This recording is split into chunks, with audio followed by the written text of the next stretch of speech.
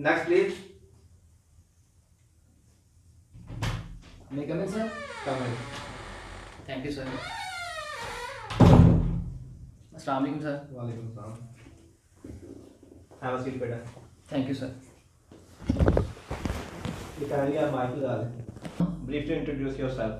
My name is Muhammad Irfan and I come from Pattoki and recently I passed my BSc from Government College Ukada. अच्छा, तो currently आप क्या करते हैं? Sir मैं part time job करता हूँ, कौन सी जॉब करते हैं? टीचिंग की सर, किस जहाँ पे? पत्तोकी में सर। ये स्कूल है या कोई ट्यूशन सेंटर है? सर स्कूल में, कौन सा school? Little grammar scholar school. ये पत्तोकी के अंदर है या बाईपास में? सर पत्तोकी के अंदर है। अच्छा, तो इसके अलावा आप क्या करते हैं? कोई हॉबीज, कोई आप बुक रीडिंग, कोई इस तरह की कोई काम? जी सर, जिस तरह के मेरा सब्जेक्ट जो कि है पार्ट टाइम जॉब टीचिंग की करता हूँ, तो लिहाजा सर मेरी जो हॉबी है वो बुक रीडिंग है। कौन कौन सी बुक्स रीडिंग करते हैं आप? Just like mathematics and physics. Okay, कौन सी क्लासेस की ओवरऑल? नो सर, 9th और 10th की। अच्छा, तो मुझे काइंडली आप बताएंगे कि आप पाकिस्तान आर्मी को क्यों ज्वाइन करना चाहते हैं? क्योंकि आप अभी तो करंटली तो आप काम कर रहे हैं, फिर क्यों आर्मी को क्यों ज्वाइन करना? क्योंकि तो सर ज़ाहिर होता है कि हर इंसान की एक एम्बिशन होती है, हर इंसान का लाइफ में गोल होता है जिसे अटेन करना होता है, जिसके लिए इंसान स्ट्रगल करता है। तो मेरा जो गोल है सर कि वो पाकिस्तान आर्मी को ज्वाइन करना है, और मेरी फर्स्ट प्रायोरिटी लाइफ की ये है कि मैं पाकिस्तान आर्मी को ज्वाइन करूँ। अच्छा, तो आप पाकिस्तान आर्मी को ज्वाइन करना चाहते हैं? जी सर। और भी बहुत से प्रोफेशन है, लाइक आप टीचिंग तो ऑलरेडी कर रहे हैं, कोई नैब की जॉब, कोई आईबी की, कोई पुलिस में, तो आप आर्मी की क्यों जॉब करना चाहते हैं? सर मेरा इंटरेस्ट पाकिस्तान आर्मी में है, लिहाजा इसलिए मैं पाकिस्तान आर्मी को ज्वाइन करना चाहता हूँ। अच्छा, आर्मी को ज्वाइन करने का आपका बेसिकली मकसद क्या है? सर अगर पाकिस्तान आर्मी की हिस्ट्री को देखा जाए तो पाकिस्तान आर्मी ने अपनी हिस्ट्री में बहुत। मैंने पूछा पाकिस्तान आर्मी ज्वाइन करने का मकसद क्या है बेसिकली? सर लाइक आप फाइनेंशियली तौर पे करना चाहते हैं या वैसे आपका कोई इंटरेस्ट है? सर ऐसे पता है कि हर इंसान जो भी जॉब करता है फाइनेंशियली तो करता है, लेकिन एक इंसान का इंटरेस्ट होता है और एक। नहीं, तो फिर आपका मुल्क के लिए तो कोई जज्बा नहीं है, आप तो फिर फाइनेंशियली कर रहे हैं, तो फिर तो ऑलरेडी आप टीचिंग की जॉब कर रहे हैं, तो फिर आप उधर ही करें। नहीं सर, एक मिशन भी तो होते हैं इंसान के कि इंसान ने किस प्रोफेशन को चूज़ करना है, तो लिहाजा इसलिए मैं पाकिस्तान आर्मी में इंटरेस्ट रखता हूँ, तो इसलिए पाकिस्तान आर्मी को चूज़ कर रहा हूँ। अच्छा, मुझे आप पाकिस्तान आर्मी का बेसिकली कोई 4 या 5 लाइन में ब्रीफली एक्सप्लेन करें। पाकिस्तान आर्मी है क्या? पाकिस्तान आर्मी का वजूद कब आया? पाकिस्तान का बेसिकली जो आर्मी है उसके बारे में मुझे। सर अगर इस इब्तदा से बात की जाए तो क्या हमें पाकिस्तान के बाद पाकिस्तान आर्मी की तादाद भी बहुत कम थी और पाकिस्तान के पास इस तरह के वसाइल भी नहीं थे कि। कौन से साल में पाकिस्तान की आर्मी? सर 1947 के बाद से आर्मी का। अच्छा, तो पाकिस्तान आर्मी की तादाद भी कम थी और हमारे पास इतने वसाइल भी नहीं थे, लेकिन फिर भी हमने अपने हिम्मत और हौसले को की बुनियाद पर हमने इस तरह के कारनामे सर अंजाम दिए हैं कि दुनिया सोचने में मजबूर हो गई है। क्योंकि पाकिस्तान का अगर पाक भारत जंग की बात की जाए तो उसके बाद अगर सन 2002 के बाद पाकिस्तान में वार और टेरर का आगाज़ हुआ, तो पाकिस्तान ने इस तरह के ऑपरेशन किए, रद्दुल अफ़साद, ज़रबुल अरब जैसे, और पाकिस्तान ने कम तादाद होने के बावजूद भी ने बहुत अच्छे तरीके से कॉप अप किया। जो ऑपरेशन रद्दुल फसाद है, ये कौन से आर्मी चीफ थे जब ये स्टार्ट किया गया था? जनरल राही शरीफ। किस साल में किया गया था? मे भी सर सन 2017 में। आई डोंट नो, 2016 नहीं था? सर में भी मेरे लिहाज से तो सन 2017। Okay, current army chief? Sir general Qamar Javed Bajwa. अच्छा, आप मुझे बता सकते हैं कितने आर्मी चीफ हैं जिन्होंने अपनी ड्यूरेशन के दौरान एक्सटेंशन ली है? सर मेरे ख्याल से तो 2 हैं। पहला आर्मी चीफ है जनरल परवेज़ कियानी, जिन्होंने सन 2010 में जनरल वज़ीर आज़म यूसुफ रज़ा गिलानी के दौर हुकूमत में एक्सटेंशन 3 साल की दी गई थी। उसके बाद रिसेंटली जो चल रहे हैं जनरल कमर जावेद बाजवा। अच्छा, आप मुझे बताएंगे पाकिस्तान आर्मी के पास जो बेस्ट फाइटर है उसका नाम क्या है? पाकिस्तान के पास जो बेस्ट फाइटर जेट है वो है F-15 और 16 F-17 नहीं है सर, लेकिन अगर कंपेयर किया जाए तो F-16 इज़ बेटर देन आपके F-17। ख्याल में F-17 बेस्ट है, तो जो 27 या 8 फरवरी को इंडिया और पाकिस्तान की कोलिशन हुई थी उसमें उन्होंने फिर F-17 क्यों यूज़ किया था? सर अगर देखा जाए तो ये F-16 जो दिया गया है वो पाकिस्तान को अमेरिका ने दिया है, तो ये अमेरिका की टेक्नोलॉजी इसमें यानी कि यूटिलाइज़ की, इस्तेमाल की गई है। तो अगर वो हवा में उसे बंद करना चाहे तो बंद भी कर सकता है, उसके इंजन वगैरह को लॉक कर सकता है। लेकिन जो F-17 की देखा जाए तो वो चाइना की मदद से पाकिस्तान ने बनाया, तो लिहाजा पाकिस्तान ने बेटर समझा कि F-17 को यूज़ किया जाए। Current army chief? General Qamar Javed Bajwa. Headquarter? Rawalpindi में सर। नाम? Sorry sir. आपको उनके हेडक्वार्टर का नहीं पता? आपको नाम नहीं पता आर्मी के हेडक्वार्टर का? Sorry sir. अच्छा, तो आप मुझे बताएं कि बेसिकली जो ये पेंटागन है यानी कि अमेरिका का जो आर्मी का हेड है, ये किस जहाँ पे? सर वाशिंगटन डीसी में। इसको पेंटागन क्यों कहा जाता है? सर जिस तरह के वर्ड से ज़ाहिर होता है, पेंटा के मैंने तीनों 5 होते हैं और गोन के मैंने कोने, यानी कि वो इस तरह का होगा कि उसके कोने 5 होंगे, लिहाजा उसका नाम इसलिए पेंटागन रखा गया। आप मुझे बता सकते हैं कितने आर्मी चीफ हैं जिन्होंने मार्शल लॉ लगाया? जी सर। नाम? जन Sorry, कितने? 4 सर। नाम बताइए। General Ayub, general Yahya, general Ziaul Haq और जनरल परवेज़ मुशर्रफ। सबसे ज़्यादा जो मार्शल लॉ का क्रिएशन था वो कौन से जनरल का था? May be sir general Yahya का। नहीं। अच्छा, तो आप मुझे बता सकते हैं जो सबसे बेस्ट मिसाइल है पाकिस्तान के पास वो कौन सा? सर पाकिस्तान के पास जो सभी मिसाइल वो बेस्ट हैं, लेकिन अगर देखा जाए तो हतफ़ जो है, हतफ़ 8 के तौर पर जो भी बनाया जा रहा है वो क्रूज़ मिसाइल है। अभी तक उसका तजर्बा किया गया और पाकिस्तान को फ़ौज को नहीं दिया गया अभी तक। उसकी रेंज बहुत ज़्यादा है सर, कितनी रेंज है? 4000 किलोमीटर तक की रेंज है उसकी। ये ज़मीन से हवा में या हवा से ज़मीन में, किस तरह में है? ये सर ज़मीन से हवा में। अच्छा, तो आप मुझे अभी बताएंगे ये आप कंट्री जो अरब में हो रही हैं चीज़ें, मतलब इसराइल को दूसरे कंट्री एक्सेप्ट कर रहे हैं, लाइक दुबई ने भी कर लिया, ठीक है, यूएई ने, तो पाकिस्तान क्यों नहीं एक्सेप्ट कर रहा सब इसराइल को? जी सर, जैसा कि इब्तदा से देखा जाए तो क़ायद-ए-आज़म मोहम्मद अली जिन्ना ने कहा था कि हम इसराइल को तस्लीम नहीं करेंगे। तो लेकिन अभी रिसेंटली देखा जाए तो पाकिस्तान ने उसके सामने, हमारे प्राइम मिनिस्टर ने उसके सामने 2 ऑप्शंस रखी हैं इसराइल के सामने कि हम उसे किस तरह एक्सेप्ट कर सकते हैं। तो पहली तो कंडीशन ये रखी है कि वो इस बात को तस्लीम करे कि फ़लस्तीन एक आज़ाद रियासत है और उसे उनके यानी कि लोगों को उनका आज़ादी का हक़ दिया जाए।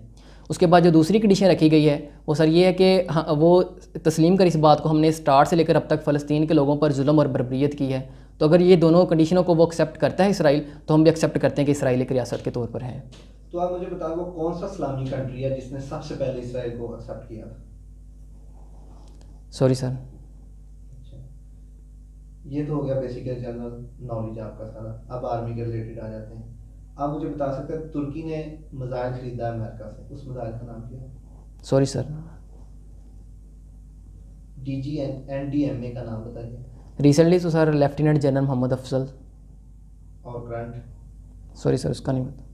DGISI का नाम? लेफ्टिनेंट जनरल फैज़ हमीद। अच्छा, ये जो लेफ्टिनेंट और मेजर जनरल में क्या फ़र्क है? लेफ्टिनेंट जनरल और मेजर जनरल? सर अगर स्केल के हिसाब से देखा जाए तो जो लेफ्टिनेंट जनरल का स्केल होता है वो ज़्यादा होता है as compare to major general. तो जो ये कोर्ट कमांडर होता है, ये होता तो लेफ्टिनेंट जनरल है, तो ये कोर्ट कमांडर क्यों कहते हैं? तो उसके अंदर एक कोर आती है जिसका वो हेड होता है, इसने उसे डील करना होता है। ये फ्रंटियर जो होती है आर्मी के अंदर, ये क्या होती है? Sorry sir. अच्छा, ये क्रिटिकल क्वेश्चन है, आपने मुझे आंसर देना है। पाकिस्तान में अगर वाटर को सेव करना हो तो कौन से 2 प्रोसेस के आपने बताना है डैम के अलावा? सर अगर देखा जाए तो पाकिस्तान में जो बहुत ज़्यादा पानी है, हर साल ना सैलाब की नज़र हो जाता है। हमारे पास इस तरह के वसाइल नहीं है कि हम उसे यूटिलाइज़ कर सके बेहतर जगह पे। और अगर देखा जाए तो पाकिस्तान में नहरी निज़ाम बहुत ज़्यादा कमज़ोर है। पाकिस्तान में इस तरह के बहुत से इलाके हैं जहाँ पर पानी कन्वे नहीं हो सकता और पाकिस्तान की वो ज़मीनें ज़ेर-ए-आब नहीं आती नहरी निज़ाम की वजह से। तो इसलिए अगर हम अपने नहरी निज़ाम को बेहतर करें तो हम पानी को अपनी जगह पे, यानी कि आपाशी के निज़ाम में, जिस तरह कि हमें पता है कि ज़राअत हमारी बैकबोन के तौर पर पाकिस्तान में काम कर रही है, तो हम पानी को अपनी ज़राअत के शोबे में इस्तेमाल करके उससे फ़ायदा उठा सकते हैं। ठीक। अच्छा, मुझे आप बता सकते हैं सबसे लंबा जो डिस्टेंस है बॉर्डर का वो किस कंट्री के साथ है पाकिस्तान का? I think sir Pakistan Afghanistan के दरमियान। नहीं। कितनी है डिस्टेंस, कितना? 2252 किलोमीटर। अच्छा, पाकिस्तान का जो बॉर्डर है किस किस कंट्री से अटैच है? पाकिस्तान का अगर सर ईस्ट की बात की जाए तो पाकिस्तान का बॉर्डर जो है इंडिया के साथ, और अगर सर हम बात करें नॉर्थ की तो चाइना के साथ, और अगर बात करें वेस्ट की तो ईरान और अफ़गानिस्तान हमारे साथ हैं, और अगर साउथ की बात करें तो उसमें अरेबियन सी आ जाता है।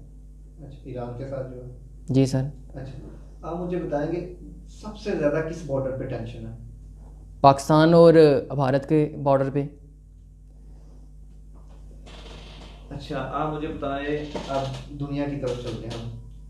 दुनिया का जनरल नॉलेज है आपके पास? जी sir. Capital of Australia? Sir camera. अच्छा, और इंग्लैंड का कैपिटल?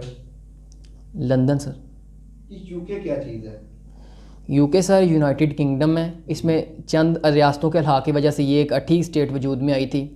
तो अभी रिसेंटली देखा जाए तो वो ब्रेग्जिट का वो मामला पेश आया जिसमें वो उसका सर नाम मुझे भूल गया, उस कंट्री ने इससे अलहदगी, यूके से अलहदगी अख्तियार की है।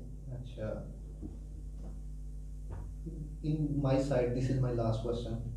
ओके, आपने 2-3 लाइनों में अपने बारे में तो बता दिया आपने, आर्मी के बारे में मुझे ना फाइनल जो आपका आप जॉब क्यों करना चाहते हैं उसके बारे में ब्रीफली बस बताएं मुझे। सर मैं पाकिस्तान आर्मी में पहली तो बात मैंने ऑलरेडी बता दी कि मेरी एम्बिशन है और मैं ख़ुद को यानी कि अपने एम्बिशन को यूटिलाइज़ करना चाहता हूँ, अपने आप को सर्व करना चाहता हूँ पाकिस्तान आर्मी के लिए और अपनी कंट्री के लिए। लिहाजा टीचिंग भी बेहतर यानी कि है प्रोफेशन, लेकिन मेरी फ़र्स्ट प्रायोरिटी पाकिस्तान आर्मी है। लिहाजा मैं अपने आप को सर्व करना चाहता हूँ पाकिस्तान आर्मी में, ताकि फाइनेंशियली तो फ़ायदा होता ही होता है हर जॉब में, लेकिन मैं अपनी जो है अपनी काबिलियत को यूटिलाइज़ करना चाहता हूँ अपने मुल्क की तरक्की के लिए। ओके ठीक सर। मैंने आपको डॉक्यूमेंट्स पढ़े हैं, आपकी जो बीएससी है वो डबल मैथ फिजिक्स के साथ है। जी अगर सर। मैं फिजिक्स और मैथ से कोई क्वेश्चन करूँ तो आप उसका जवाब दे सकते हैं। जी सर। न्यूटन ने टोटल कितने कानून लिखे थे? सर न्यूटन ने 3 कानून बयान किए थे। पहला कानून कौन सा है, वो क्या कहता है? पहले कानून की जो डेफिनेशन है वो क्या है? सर न्यूटन का पहला कानून कहता है कि अगर एक जिस्म रेस्ट में है तो वो रेस्ट में ही रहना चाहता है, और अगर एक जिस्म मोशन में है तो वो मोशन में रहना चाहता है। कब तक? जब तक हम उस पर कोई अप्लाई खुद से फोर्स नहीं करते। और इसका तीसरा कानून क्या है? सर अब न्यूटन अपने तीसरे कानून में कहता है कि हर एक्शन का एक रिएक्शन होता है जो मकदार में मसावी और सिमत में मुखालिफ होता है। पहले और तीसरे कानून में कोई फ़र्क है, आप बता सकते हैं? जी सर। न्यूटन का सर पहला कानून जैसा कि डेफिनेशन से ज़ाहिर होता है कि वो बयान कर रहा है कि अगर एक जिस्म रेस्ट में है तो वो रेस्ट में रहना चाहता है, और एक जिस्म मोशन में है तो वो मोशन में। और डेफिनेशन जो तीसरे कानून की वो तो ये बता रही है कि हर एक्शन का एक रिएक्शन होता है जो मकदार में मुसावी लेकिन सिमत में मुख्तलिफ होता है। आप कॉन्फिडेंट हैं जो आपने डेफिनेशन बताई है? मैंने तो इस तरह का कोई फलसफा कोई थ्योरी मैंने तो नहीं पढ़ी, मैं तो कहता हूँ आपने गलत बताया है। सर मेरे लिहाज से तो मैंने जो पढ़ी है मेरे नॉलेज के मुताबिक तो न्यूटन और फर्स्ट लॉ और थर्ड लॉ की यही डेफिनेशन है। मैंने तो इस तरह की कोई डेफिनेशन नहीं पढ़ी आज तक। आपने कहाँ से पढ़ी है इस तरह का? मैं तो नहीं ये थ्योरी मानता, ये तो आपने मुझे सारा ही गलत बताया। सॉरी सर, मैंने तो 10th की बुक में जो जैसा कि पढ़ा है वैसे मैंने बयान कर दिया है कि कॉन्फिडेंट है जो चीज़ आपने बताई है वो सही क्लियर है? जी सर। 100%? Yes sir. अच्छा, एक्सीलरेशन क्या होता है? सर एक्सीलरेशन होता है the rate change of velocity, यानी कि वेलोसिटी का बदल जाना टाइम के हिसाब से एक्सीलरेशन कहलाता है, और इसका यूनिट है मीटर पर सेकंड स्क्वायर। रिटार्डेशन की डेफिनेशन क्या है? Sorry sir. रिटार्डेशन की डेफिनेशन नहीं आती है आपको? आपने डबल मैथ फिजिक्स की है, यानी बीएससी की फिजिक्स पढ़ी है, एफएससी की पढ़ी है, मैट्रिक की, यानी आपको रिटार्डेशन की डेफिनेशन नहीं आती? आप तो ऑलरेडी पढ़ा भी रहे हैं, तो आपको ये डेफिनेशन तो आनी चाहिए थी। Sorry sir. अच्छा, पाइथागोरियन थ्योरम क्या होता है? सर पाइथागोरस के थ्योरम के मुताबिक हाइपोटेन्यूस का स्क्वायर इक्वल होता है अगर बेस का स्क्वायर प्लस परपेंडिकुलर का स्क्वायर। राइट ट्रायंगल क्या होती है? सर राइट ट्रायंगल ऐसी ट्रायंगल होती है जिसमें एक एंगल कम से कम 90 डिग्री का होना चाहिए। अच्छा, राइट ट्रायंगल के अंदर कम से कम एक एंगल 90 का होता है? जी सर। दो एंगल भी 90 के हो सकते हैं राइट ट्रायंगल के अंदर? नहीं सर, जैसा कि डेफिनेशन में है कि उसका कम से कम मिनिमम एटलीस्ट 1 एंगल होना चाहिए 90 के इक्वल। अच्छा, ऑब्लिक ट्रायंगल क्या होती है? Sorry sir. ट्रिग्नोमेट्री की डेफिनेशन आती है आपको? जी सर। बताएं क्या होती है? Trigonometry the measurement of those angles whose consist of 3 sides. Tri का मतलब क्या होता है? सर ट्राई का मैंने होता 3। और गोनी का मतलब? कोने। ये जो ट्रिग्नोमेट्री लफ्ज है आपको पता है ये कितने लफ्जों से मिलके बना है? जी सर। कितने लफ्ज हैं? 3 सर। वो कौन कौन से हैं? ट्राई, गोनो और मैट्रिक्स। और तीनों को इकट्ठा करें तो इसकी डेफिनेशन क्या बनेगी? कि ऐसी यानी कि ट्राई का मैंने 3 होता है, गोनो, कोने और मैट्रिक्स पैमाइश, यानी कि ऐसी अशकाल की पैमाइश जो 3 साइड्स या 3 एंगल्स पर मुश्तमिल हो सकती हैं। ट्रायंगल के कितने एंगल होते हैं? 3 सर। अगर इनका हम सम करें तो वो किसके बराबर आएगा? Sorry sir. अच्छा, आपको ये डेफिनेशन नहीं आती? ये 9th क्लास का ये क्वेश्चन है, यानी कि जो मुसल्लस के जो जाविये होते हैं अगर इनको जमा करें तो ये 180 के बराबर आते हैं। ये तो कोई बच्चा भी बता सकता है 9th 10th वाला। आपने तो बीएससी डबल मैथ फिजिक्स के साथ की है। मैट्रिक्स की डेफिनेशन आती है आपको? जी सर। क्या होती है? Sir according to definition matrix, अगर हम चंद रियल नंबर्स को लें और इसे और मुरब्बी ब्रैकेट में यानी कि स्क्वायर ब्रैकेट में बंद कर दें तो हमारे पास जो शक्ल हासिल होगी वो कॉलम की होगी, मैट्रिक्स की होगी। स्क्वायर ब्रैकेट के अंदर ही बंद कर सकते हैं? ये क्या स्क्वायर ब्रैकेट क्या है? सर जिस तरह का कंसेप्ट दिया गया था थ्योरी के मुताबिक, हम अगर कॉलम बनाना चाहते हैं, मैट्रिक्स बनाना चाहते हैं तो हम रियल नंबर की कलेक्शन लेंगे और हम इसे स्क्वायर ब्रैकेट्स के अंदर बंद करेंगे। तो रो मैट्रिक्स क्या होता है? सर रो मैट्रिक्स ऐसा कॉलम होता है, ऐसा मैट्रिक्स होता है जिसमें कम से कम एटलीस्ट 1 रो होनी चाहिए। रैंक की डेफिनेशन आती है आपको? रैंक? जी सर। क्या होती है रैंक की definition? The number of non zero rows and columns in a given matrix is called rank of this matrix. 90 का आप 90% बता सकते हैं क्या होगा? जी सर। क्या होता है 90 का 90% बताएं आप। 81 सर। कॉन्फिडेंट है आप? जी सर। अच्छा, एक एसी है, मैंने 45,000 का खरीदा है, एक साल के बाद 15% कटौती करके आप बताएं मुझे कितना नुकसान हुआ? सर एसी 45,000 का एसी खरीदा हमने। जी सर। उसके ऊपर 15% 15% हमें नुकसान हुआ है, तो आप बताएं इस कदर मुझे फ़ायदा हुआ है या नुकसान हुआ है? सर अगर 15% आपको लॉस हुआ है तो ज़ाहिर बात है आपका यानी कि आपको नुकसान हुआ है। तो कितना नुकसान हुआ मुझे नहीं पता? पता है सर। तो क्या हुआ बताएं आप। 6,750 रुपये का सर। ट्रिग्नोमेट्री के फंक्शन कितने होते हैं टोटल? सर ट्रिग्नोमेट्री के 3 फंक्शन होते हैं और 3 ही उसके उल्ट होते हैं। टोटल कितने हो गए? 6 सर। 6। इवन और का पता है आपको? इवन फंक्शन कितने हैं और ऑड फंक्शन कितने हैं? सर अगर टोटल 6 फंक्शन है तो उसमें 3 इवन होंगे और 3 ऑड होंगे। ये किसने कहा आपको कि 3 इवन होंगे 3 ऑड होंगे? ये तो हो सकता है 4 इवन हो 2 ऑड हो। बाई काउंटिंग सर, जैसा कि 1 2 3 4 से ऑन 6 तक जाएंगे तो उसमें 3 इवन नंबर आएंगे और 3 ऑड। अच्छा, आपको अभी तक ये नहीं पता कि टोटल फंक्शन 6 हैं, इनमें इवन कितने हैं और ऑड फंक्शन कितने हैं? सेट की डेफिनेशन आती है आपको? Yes sir. क्या होती है? सर सेट की डेफिनेशन के मुताबिक अगर आप चंद अदाद को या एलिमेंट को कलेक्शन करें और यानी कि उनकी नेचर या खसूसियात एक जैसी होनी चाहिए। अगर सर एग्जांपल के तौर पर बयान करूं तो मैं जिस तरह के अगर कलर्स की बात करें उसमें रेड ग्रीन येलो ब्लैक वगैरह को कंबाइन कर देंगे तो हमें पता नज़र आ रहा है कि यहाँ पे ये सेट ऑफ कलर्स है। एम्प्टी सेट क्या होता है? सर जिस तरह के उसके वर्ड से ज़ाहिर हो रहा है एम्प्टी का मैंने खाली होता है, यानी कि ऐसा सेट जिसमें कोई भी चीज़ ना हो, कोई एलिमेंट या कोई अदद कोई भी चीज़ ना हो उसमें, तो उसे हम एम्प्टी सेट कह सकते हैं। डेफिनेशन के अंदर आपने बताया ये कलेक्शन होती है डिफरेंट चीज़ों की। जी सर। लेकिन अभी आप कह रहे हैं कि खाली सेट एक सेट है। खाली सेट का मतलब इसके अंदर तो कोई एलिमेंट ही नहीं है। डेफिनेशन में आप बता रहे हैं, तो बताएं आप खाली सेट सेट है या नहीं है? अगर सेट है तो क्यों है? सर यानी कि एम्प्टी सेट या खाली सेट इस तरह की सेट होगा उसमें कोई चीज़ भी नहीं होगी। कोई इसकी एग्जांपल दें आप। खाली set sorry sir. Complex number की डेफिनेशन आती है आपको? जी सर। कोई इसकी एग्जांपल दें मुझे। स्ट्रेट फॉरवर्ड लिखें। z is equal to 3 + 5 iota. अच्छा, मेरे पास एक रियल नंबर है z = 5, ये कॉम्प्लेक्स है या नहीं है? सॉरी सर, इसमें हमारे पास सिर्फ रियल पार्ट है, लेकिन हमने बात की कि कम्प्लेक्स नंबर वो होगा जिसमें इमेजिनरी और रियल दोनों कंबाइन होंगे, तो ये नहीं होगा कम्प्लेक्स नंबर। आपने बीएससी में नहीं पढ़ा होगा कि every real number is a complex number but every complex number is not real number. Zero यूटा ऐड तो कर सकते हैं आप। Yes sir. हर रियल नंबर कॉम्प्लेक्स नंबर होता है। आप कह रहे हैं ये रियल है तो रियल ही रहेगा, ये कॉम्प्लेक्स नहीं हो सकता। Sorry sir. कॉन्जुगेट क्या होता है कॉम्प्लेक्स नंबर का? सर कॉम्प्लेक्स नंबर का कॉन्जुगेट होता है कि अगर हम उसमें आयोटा की साइन को चेंज कर दें, यानी कि प्लस की आयोटा की साइन है तो माइनस की कर दें, अगर माइनस की आयोटा की साइन है तो प्लस की कर दें। 10 का 90% क्या होगा? 10 का 90% कितना होगा? 9 सर। 9। जी सर। और 100 का 100% कितना होगा? सर 100 का 100% 100 ही होगा। और 1 का 10% कितना होगा? 1 का 10% सर 0.01। 35 का 80% क्या होगा?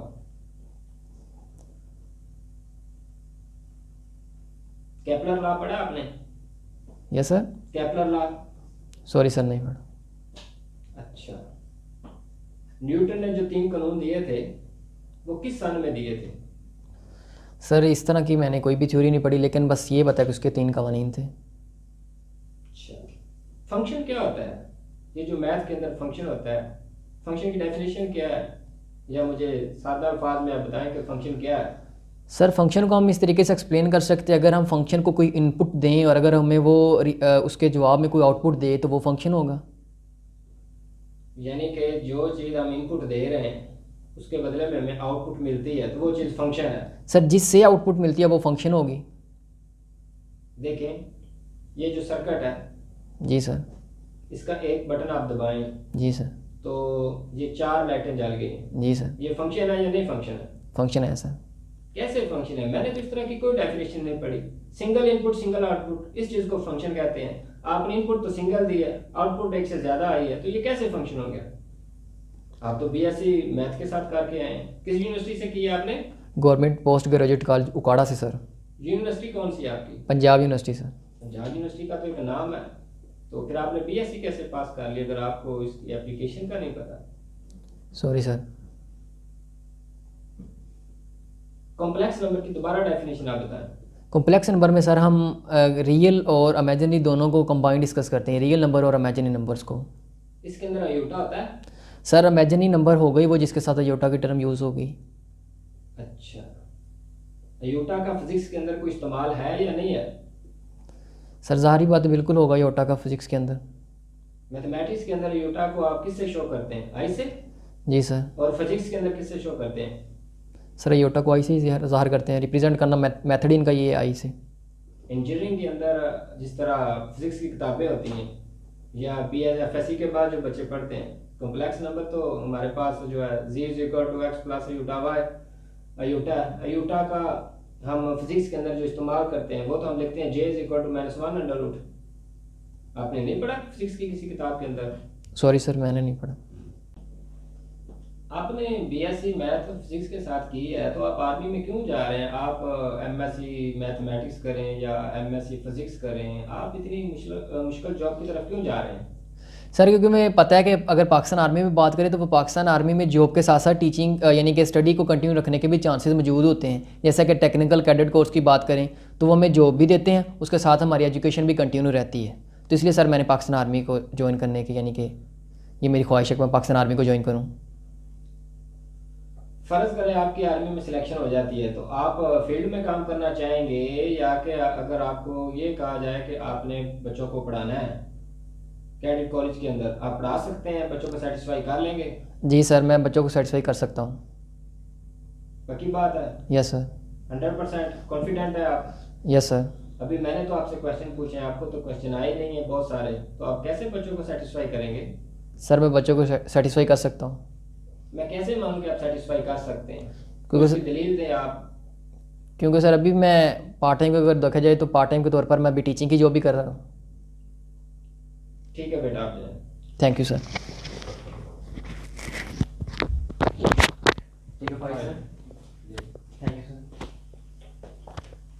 अच्छा सर, क्या डिसीजन है आपके इस बच्चे को लेके, सिलेक्ट करना है कि नहीं करना? मैंने बच्चे को एजुकेशन से मतलब बड़े मुश्किल सवाल किए हैं। बच्चे ने 75% मुझे ठीक आंसर दिए। मैं तो कहता हूँ बच्चे को एक मौका देना चाहिए। आपकी क्या राय है इसके अंदर? मैंने जो इससे करंट अफेयर के और आर्मी के रिलेटेड जो क्वेश्चन किए थे, इसने मुझे 80% आंसर दिए। तो मैं ये कहता हूँ एक बार बच्चे को एक मौका दे दे, मैं भी नेक्स्ट जो आगे कुछ बेहतर परफॉर्म कर सके। इसके अलावा फिर हम देखेंगे नेक्स्ट में क्या होता है। ओके ठीक है, ओके।